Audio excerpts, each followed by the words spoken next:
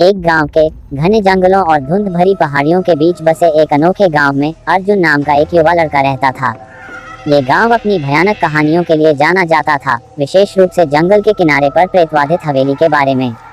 तीन लड़कियां एक भूत के बारे में फुसफुसाती हैं, माया नाम की एक बेचैन आत्मा, जिसके बारे में कहा जाता है कि वह समय के साथ खोई हुई किसी चीज की तलाश में पुरानी हवेली में घूमती थी।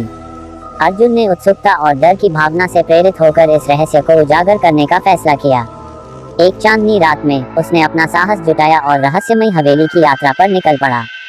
हवा प्राचीन पेड़ों के बीच से होकर गुजर रही थी, जिससे जंगल के फर्श पर भयानक छायाएं नाच रही थीं। जैसे ही अर्जुन हवेली के पास पहुंचा, उसके जीर्ण शीर्ण हिस्से पर अशुभ दृश्य मंडराने लगा। चांदनी ने उपेक्षा और परित्याग की एक भयावह तस्वीर चित्रित की। निश्चिंत होकर अर्जुन ने अंदर कदम रखा। दरवाजा चरमराता हुआ सन्नाटे में किसी दूर की चीख की तरह गूंज रहा था। अंदर की हवा पूर्वाभास की भावना से घनी थी, लेकिन अर्जुन ने दबाव डाला। उन्होंने एक के बाद एक कमरे का निरीक्षण किया। हर कमरा लंबे समय से चले आ रहे जीवन के अवशेषों से भरा हुआ था। सफेद चादरों से ढका धूल भरा फर्नीचर, फीकी तस्वीरें और भूली हुई यादों से भरा माहौल। हवेली के मध्य में अर्जुन को एक अनोखा कमरा मिला, जो समय से अछूता था। ये पुरानी पेंटिंग्स, एक भव्य पियानो और कोने में एक संदूक से सजाया गया था।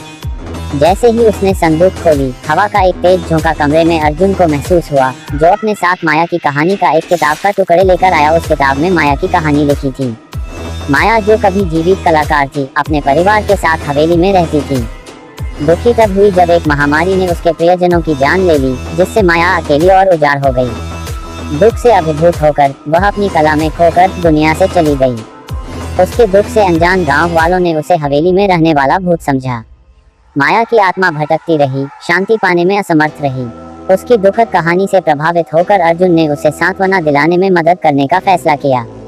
हवा की फुसफुसाहट और माया के दुख की गूंज से प्रेरित होकर अर्जुन उसे उसके अतीत के अवशेषों से फिर से मिलाने के लिए निकल पड़ा। उन्होंने उसकी पेंटिंग्स एकत्र की, पियानो बजाया जो लंबे समय से शांत था, और सबसे महत्वपूर्ण बात, एक लंबे समय से भूली हुई डायरी खोली। जैसे ही अर्जुन ने पन्ने पलटे, माया की आवाज कमरे में गूंज उठी, जो उसके दर्द और हानि को बयां कर रही थी। डायरी में दुख के माध्यम से उसकी यात्रा का पता चला, और वह बोझ जिसने उसकी आत्मा को हवेली से बांध रखा था, उठना शुरू हो गया।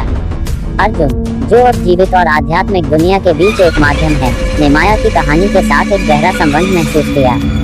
मुक्ति के अंतिम कार्य में अर्जुन ने माया की आत्मा को बंद करने में मदद की।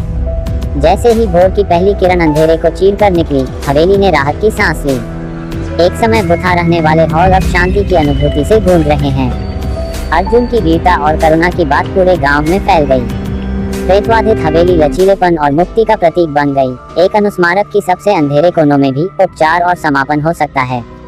माया के भूत के साथ अपनी मुठभेड़ से हमेशा के लिए बदल गए अर्जुन ने उस भयावह रात की सीख अपने साथ रखी और एक कहानीकार बन गए, जिसने आने वाली पीढ़ियों के लिए सहानुभूति और समझ की कहानियां साझा की। ऐसे ही मजेदार और अच्छी कहानी सुनने के लिए हमारे चैनल को सपोर्ट करें। Thanks for watching.